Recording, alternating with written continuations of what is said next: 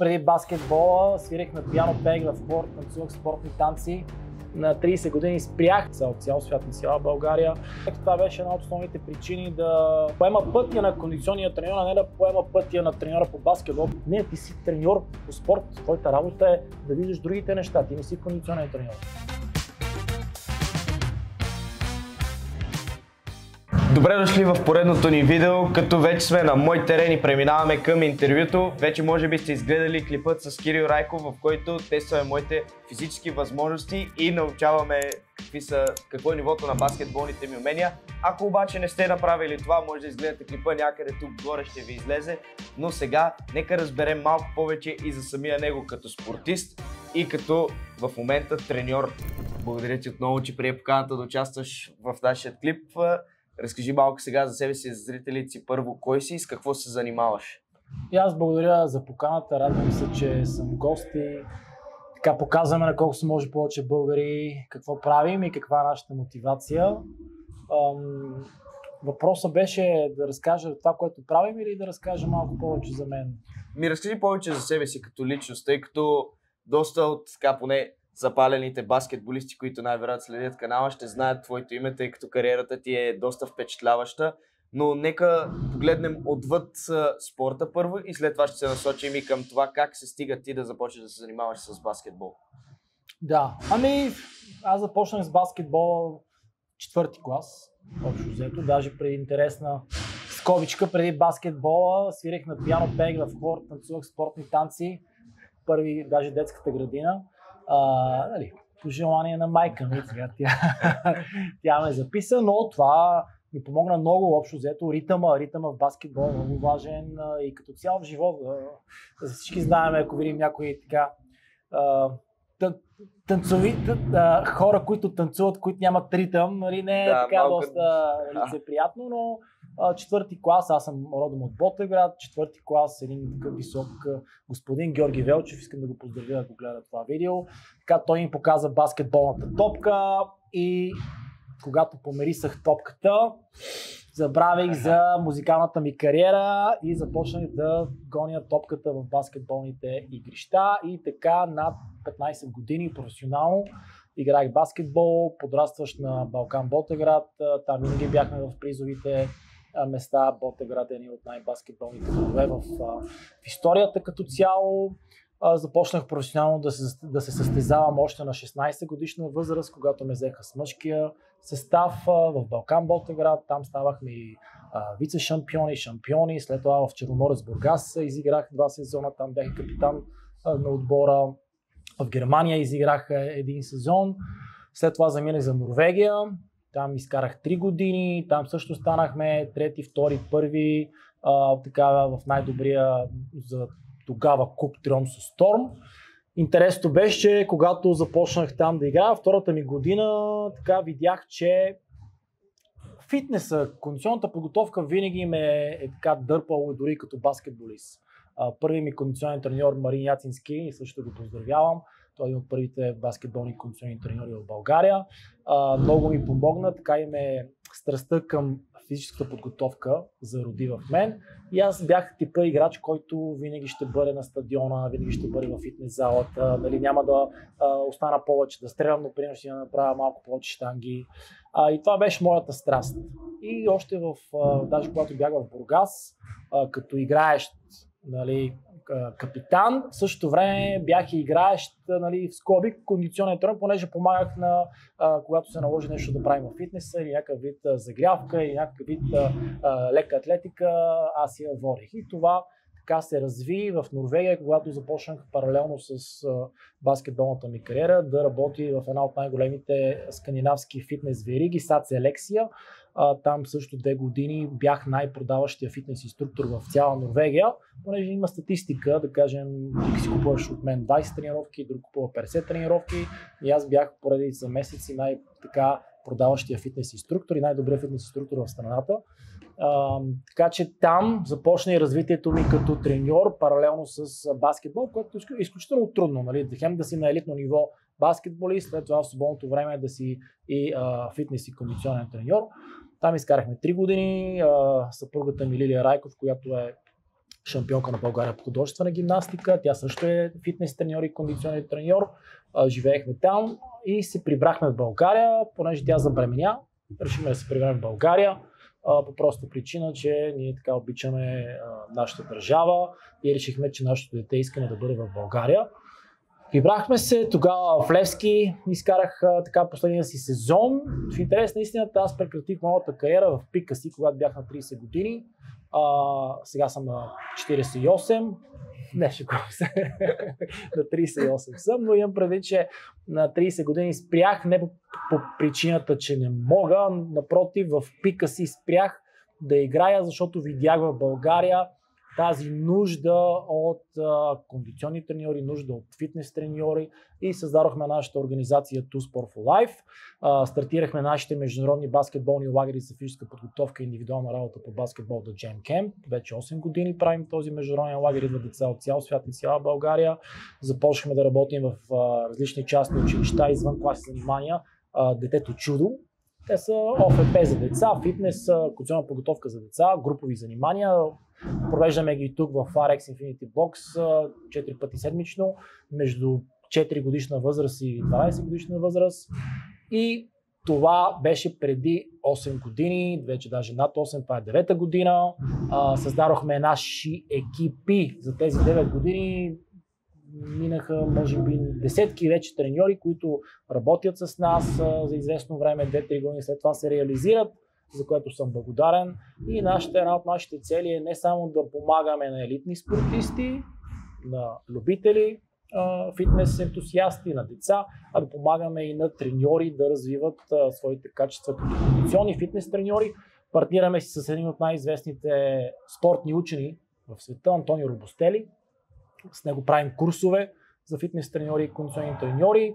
Обикаляме света, бил съм на много конференции в Индия, като лектор в Мюнхен, Германия. Сега края на юни заминавам на една друга конференция, която е към Евролига. Най-добрите кондиционни треньори в Европа по баскетбол са там, те са и мои така вече приятели.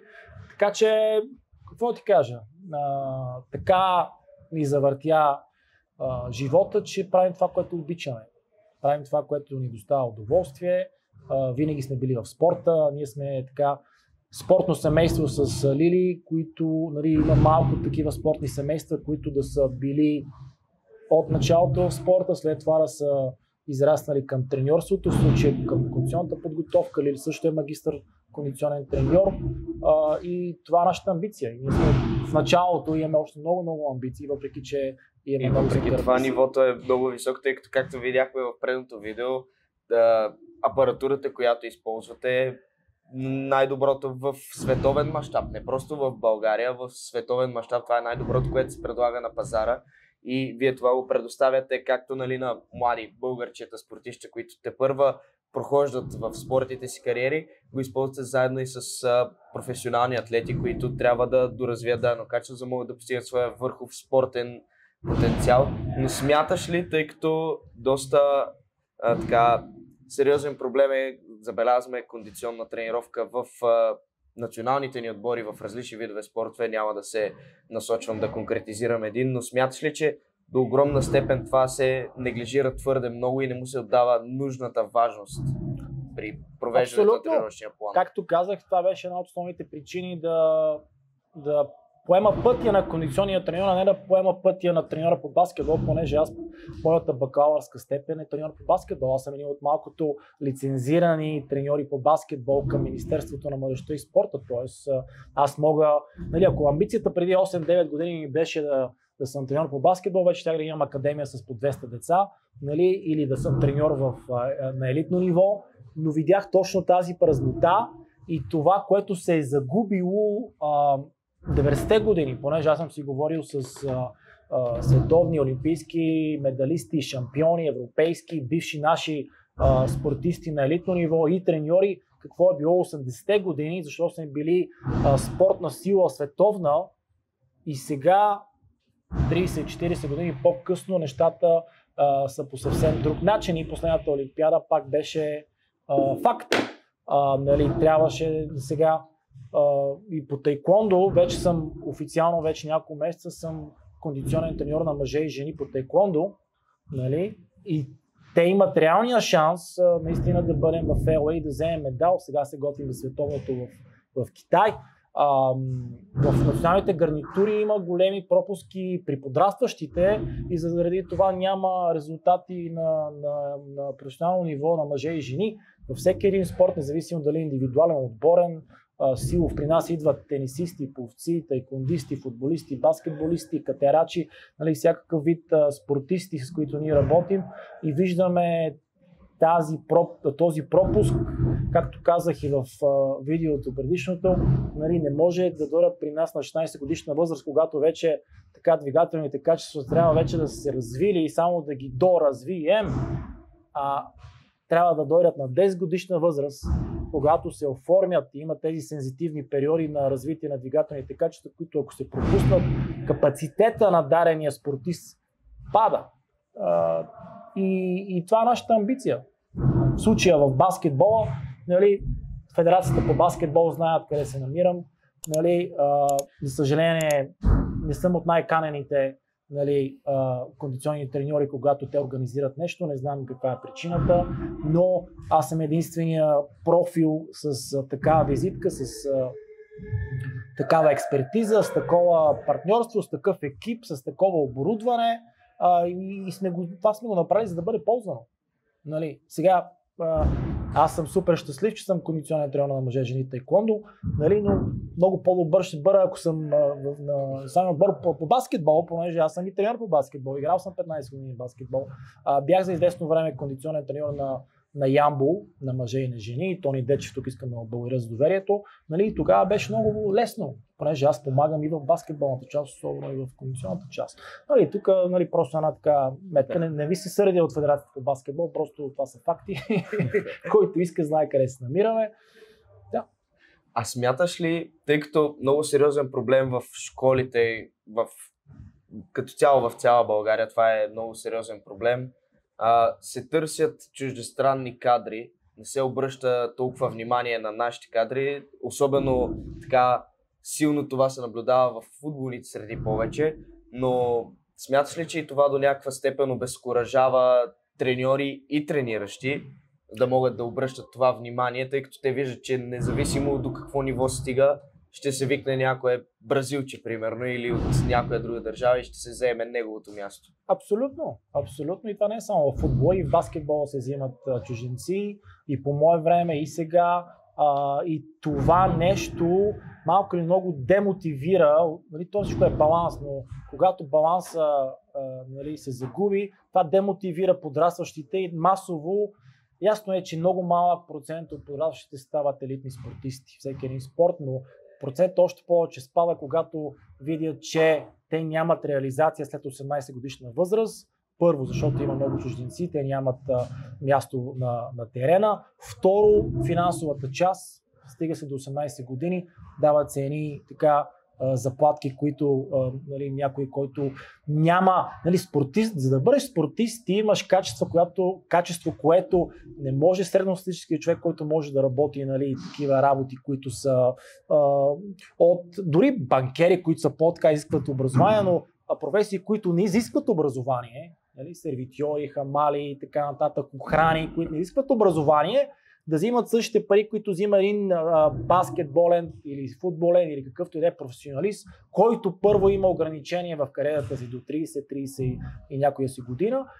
И нещата са държавна политика, федерации, клубове, родители в случая и наистина това, нали, взимане на парче чужденци, да се гони една цел само за сезона, след това да взимат други чужденци, не е правилния така. Плана не е както трябва направен и в същото време. Давам ти пример. Преди месеци бях на конференция в Мюнхен за физическа подготовка за LPS системи.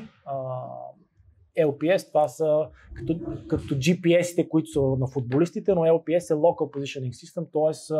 за спортове като баскетбол, GPS-и за баскетбол, в които следят всеки един състезател как се движи по терена, скорост, бързина, отскок и така нататък. И си говорих с спортния учен на Федерацията по баскетбол в Франция, който отговаря, той е кондиционен треньор, отговаря за 50-те най-добри проспекта между 15 и 18 годишна възраст във Франция, NBA проспекти. И там план е направен много лесно и логично. От тези 50 проспекта те имат кампус, който учат, живеят, хранят се, тренират, всичко правят на едно място. От тези 50 последните години NBA подписва минимум между 1 и 3 французи. Един договор NBA гарантира години напред разходите на тези 50 проспекта. Разбираш, т.е. милиони договор, в разлика с, да кажем, тези 50 проспекта за една година, разходите, нали, храна, тренировки, сън и така нататък, им струват, да кажем, 600 000 евро, нали, грубо. И това е бизнес план. Но в България това нещо го няма. Първо нямаме база, в София няма къде да се намерят достатъчно зали за тренировки. Дори да има база, тя е на много ниско ниво или пък е много скъпа базата. 80-те години не е било така. 80-те години се е работило на много професионално ниво, въпреки че в момента технологията е много развита. Тогава се е работило не с толкова за технология, но се гледали същите данни, които и в момента. Тоест, това, което и ти каза. Не е задължително да имаш най-скъпата и най-новата технология, ако не знаеш как да я разчетеш. Нали, просто да си направим тестера, за да видим, ти скачаш 40 см, супер, не, ние трябва да гледаме много повече детайлите, които ни дават много по-голяма информация. Дори аз мога да го тествам това нещо, дори без технология, но контрола, анализа и работата се включва към успеха. Добре, тъй като все повече се засилва тази тенденция, за съжаление, реално имало е начин да се предотврати, но в момента се случва. Какво може да се направи, за да се промени това? Това, което и ние правим. В смисъл, трябва всеки един нали, първо да се обединим, да има система, да има структура, да се анализира. Това в случая, ако говорим на клубно ниво, в един клуб екосистемата не е само треньора, помощник треньора и кинезитерапевта. Даже някои клуба нямат и кинезитерапевти, нали, което в днешно време, нали, е смешно. За кондиционни треньори да не говорим. Има масово, може би зависи от спорта.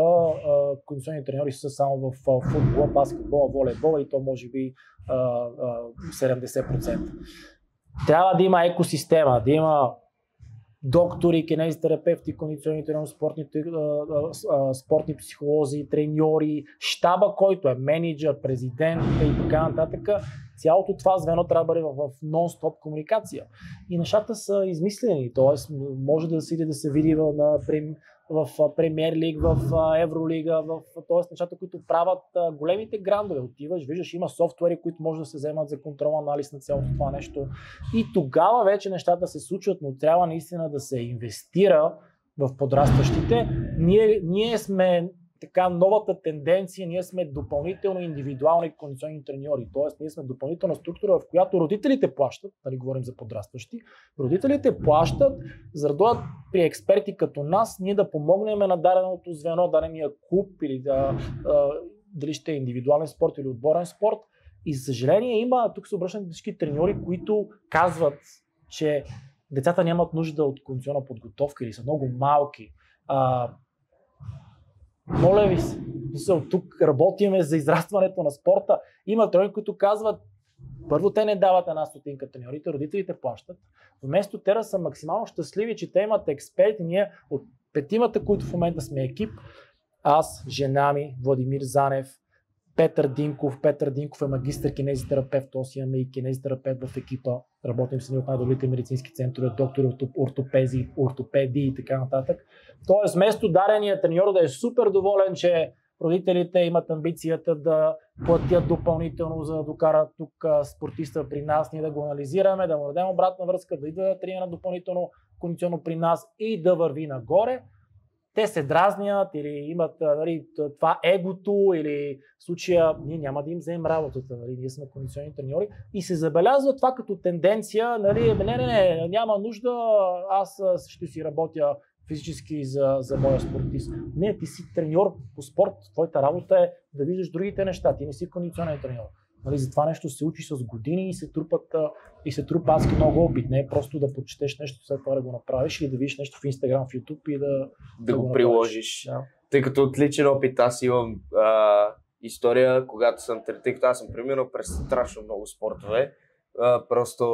Но така най-дълго, на които съм задържал, бяха футбол, борба и стрит воркаут. Тъй като тренирахме футбол, любимото ни беше, треньорът ни е гледал някакъв, така ги наричахме пасинги. Прави се някаква комбинация, нали, имитира се грубо игрова ситуация. Той е гледал в YouTube, идва на следващия ден, пуска ни клипа, ние си нареждаме шапки и колчета, за да можем да го изпълним и по този начин ни се провежда тренировката. Физическа тренировка никога не сме имали, няма да споменавам името на клуба, за да все пак да не го опетнявам, но никога не сме имали физическа подготовка, никога кондиционно даже да не говоря. Подготовката в полусезона беше просто така. Отиваме, треньора ни казва, правите това, влиза си в стаичката и ние си тренираме сами.